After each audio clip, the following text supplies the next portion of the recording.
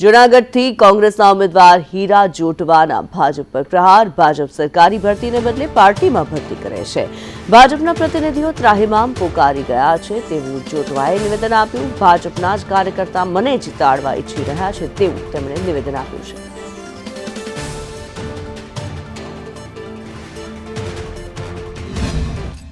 કે તમે ભરતી મેળો કરો, પોલીસમાં ભરતી કરો, તમે ભરતી તલાટીની કરો, તમે ભરતી શિક્ષકની કરો, તમે ભરતી રેવન્યુમાં કરો, તમે ભરતી ફોરેસ્ટમાં કરો, તમે ભરતી આરોગ્યમાં કરો। આ ભરતી મેળાને લીધે એ બધું ભૂલી ગયા અને એમને ભાજપનો જ ભરતી મેળો કરો, એક જ ભરતી મેળો કરો, જેવો માલ હોય એવો લાભ લેવો।